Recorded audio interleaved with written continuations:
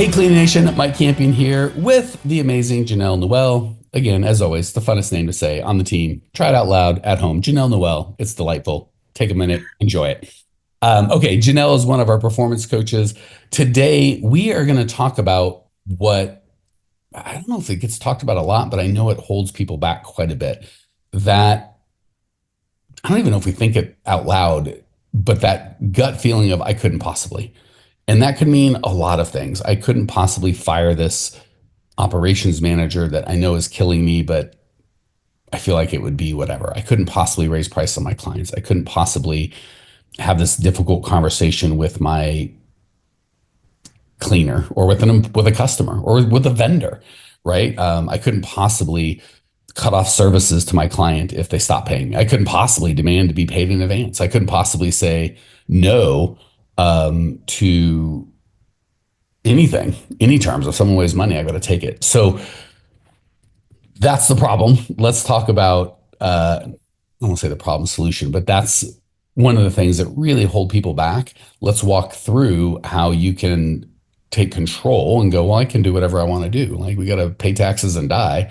Ideally treat our fellow humans properly, but it's our business. We can do whatever we want. I think we just kind of get afraid of with that. I can't possibly. And then, if you don't have a clear plan and vision for your company, I promise you the world's got plans, right? And it's everybody, you do everything for them without any compensation or appreciation and shut up and take it, is the default, right? So if we don't have a higher vision to invite others into and to lead our own efforts, we get stuck into I couldn't possibly mode, and the world can possibly, and they will possibly. And if you're not going to be committed to what you want, other people are committed to what they want from you. And that's why you end up being frustrated, just feeling like, I quit my job because I didn't want that crazy boss. Now I got 1,000 crazy boss. And one of them is the one I shower and shave with every morning that looks me in the mirror.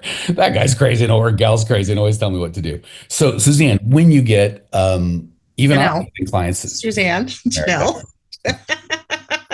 Jenell Newell, the best to say. And yet here I am, Suzanning all over the place. Jenell, I couldn't possibly call you the wrong name. Oh, wait, I could if I'd like. It's just very rude of me. Jenell, sorry about that. Thank you for the heads up. When even our sweet people that are coachable and decisive and have so many great qualities, they can get caught in that fear of I couldn't possibly. How do you walk them through that? And how can our kind listeners adopt some of those beliefs or some of those strategies to get them through that killer of I couldn't possibly? Yeah. So the first thing I want to notice is that all of the can't possiblies are kind of tied back to a fear. And often it's a fear of disappointing someone or letting someone down, or a fear of what they perceive to be a hard conversation. Mm-hmm. So it's a very personally based response to a business conversation, right? And if I could be so bold and tell me if I'm overstating, God dang it, Jenell. I don't know. I've been speaking with Suzanne a lot, so obviously I don't get enough time with Jenell because I'm over Suzanning this thing. She's even, for those of you watching or joining us on YouTube, it even says Coach Jenell at the top and on the Zooms. She's trying everything she can. I just need to be follow common sense. I know Suzanne and I are interchangeable parts. Yeah, exactly the same. If you see them, they're both ladies and they're both bright, but other than that, they're pretty different humans. So no excuse on my end. They're not twins by any means. So if I could be so bold, I think it's typically, and this is the most insidious part, several fears rolled up into one, and we only look at one of them and we still feel like, well, that's not that big of a deal. I should be able to do it, but I still can't. So let's just call it raising prices. There's the fear that they're going to be angry with us. There's the fear they're going to quit. There's the fear that maybe we're not really worth it and we'll be exposed to ourselves and to those. So we've got oftentimes, and tell me again, if I'm overstating, let me know, 3 or 4 things. And sometimes we'll bring 1 or 2 to the light, but the other one is still down there. And then we're like, why do I still feel squishy about it? Because someone can kind of get you obviously, if it's just this, that's why we have Suzanne and Jenell. I try to solve emotional problems with logic. And I'm like, I've done the math for you, from a business standpoint, even if they quit or no matter what happens. And we kind of solve one of the fears. But if we don't get all the fears out into the light and kind of look at them and talk through them, they can get us. I just bring that up because I think a lot of people get one or two of the fears, but not all of them, and then they don't understand why they're still paralyzed. Yeah. Well, some of those are really sticky and they're really deep and they're connected to a lot of things in our lives, right? So, um, how we do anything is how we do everything. That's the old saying, right? So the first is, yeah, kind of let's unpack the fears. Like, what are the concerns here? But also, again, Mike, you're a very numbers based person. For you, it's very easy to step kind of outside of yourself and look at it from an outsider. And so this is also a really good tool for somebody to do, like, okay, if this was somebody else's business, if I was Mike looking at my business from the outside and these are my numbers, and I told Mike this is where I want to go, are these decisions being made like logically from up here from Mike, or am I filtering it through whatever is going on inside of me? So just even having that distance, that ability to, like, okay, wait a minute, I'm going to put myself outside of the equation. I'm going to put my fears and my questions and all of myself outside of the equation. And I'm just going to come up to this higher level and let myself be Mike, right? Like, let myself be this outside person looking down on this business and this decision. And sometimes at that point, we can kind of drop those fears a little bit. Oh, gosh, I really do like that person. I see that I like that person. But as a business goes, it's not a sound business decision to keep this person on staff, or it's not going to get my business to where I need it to go to keep paying the people I've been paying them in this way, right? I need to move to this different model, or I need to raise the prices now because I can see the numbers. They're just not, they're costing me money. And if I let them go, it's going to be okay because I'm going to fill those spots in with people who are going to pay the right prices, right? So we can kind of get that more neutral view. So that's always the first thing that I say we want to go to. And then the next is that often. Let me jump in before you move on. Yeah. Because you've been saying so many good things, but typing some notes I wanted to, because you're just so spot on. I want to make sure people get it. This is another reason having a coach or someone to talk to that you trust is helpful. My bride often will ask me, what would you do if you were your own coach?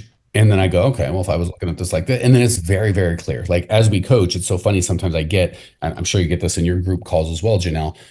Maybe I'm coaching Jenell through something and it's painfully obvious to everybody else. Like what I'm saying is just inherently true.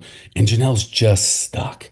And then we move to the next guy. Now we're coaching Mike and Jenell. See, it's painfully obvious to Jenell. Mike's just a big goddamn knucklehead, but Mike just can't get through it.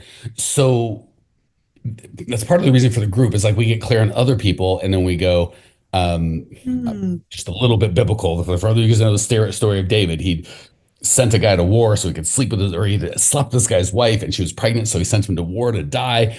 And one of his advisors came in and said, there's a man in your kingdom who just had all he had in his whole life was one little ewe lamb. That was it. That was his whole thing. And he loved that little ewe lamb, and that little ewe lamb loved him. And somebody killed that ewe lamb. And I'm coming to you and asking what would, or stole the ewe lamb, what should happen? And the guy's like, he should die. Dave was like, clearly that death, that can't stand in my kingdom. And he goes, that's what you did. And he's like, boom, he got it. Right. So it's just as Jenell was saying, like we need to step out of ourselves. Sometimes when you see other people doing it, you can point and go, well, clearly, Jenell, you're way out of line. And then maybe I did that same thing yesterday, but grace for me and judgment for Jenell. So all that to say, of all the hard conversations I've had, I can't think, and I've had many in my life, and I've used this quote I got heard first from Tim Ferriss, that the quality of your life is dictated by the number of hard conversations you're willing to have. I've had a good life and I've had lots of hard conversations. I don't recall one, maybe there's been one, but I highly doubt it, where I had that conversation. I went, I wish I would have waited. That was too soon. I'm not talking about being in anger, right? If you get angry, that's not a hard conversation when you're angry and you have an outburst. That's not a difficult conversation. That's actually immaturity, right? Typically on the anger's part. So if I'm of calm mind and I know Jenell and I have to have a hard conversation and I'm not angry, I'm not emotional, I just don't want to do it because I'm going to hurt her feelings or she's going to be angry with me or all the fears. Not once have I had that conversation and went, I should have waited. It was too soon. But 90% of the time I go, I wish I'd have done that earlier. Like it just almost always. Last thing, and I'll let Jenell go forward. It's just you're digging into gold here, sister.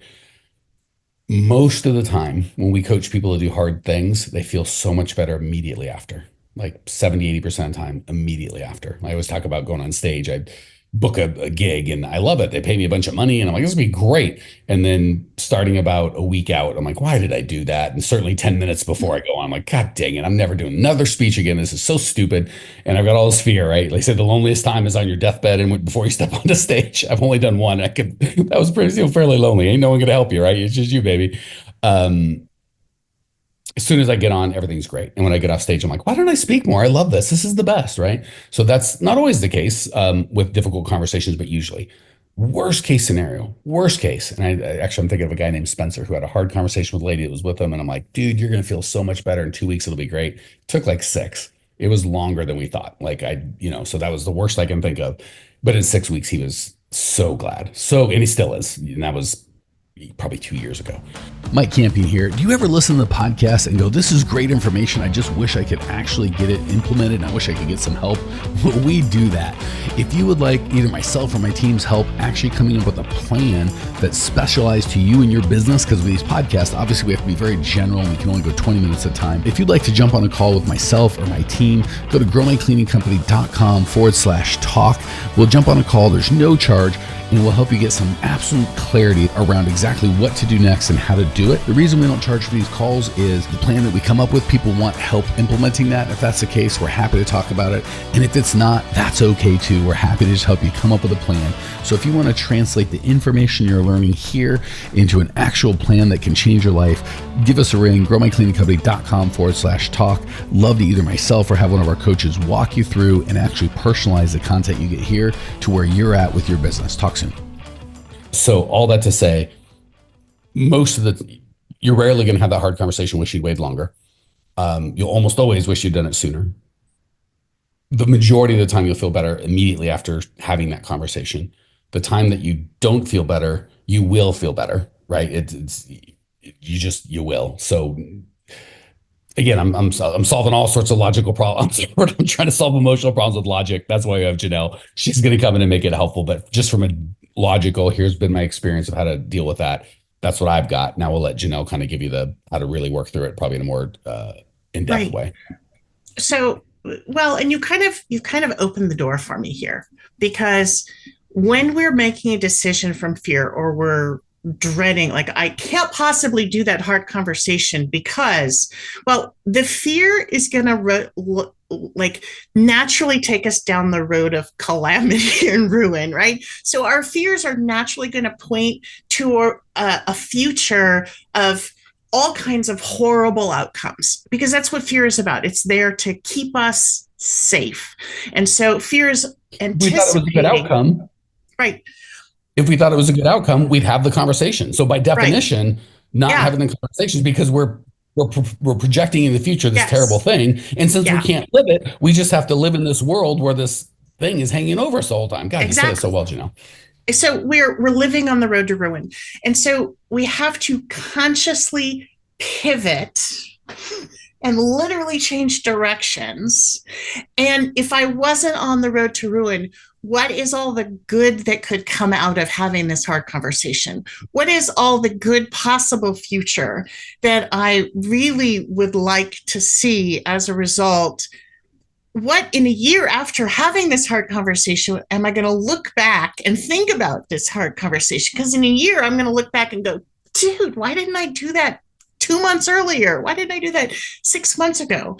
Why did I even think that was so scary? Exactly. Looking backwards, it wasn't even scary. Why did I make such a big deal about it?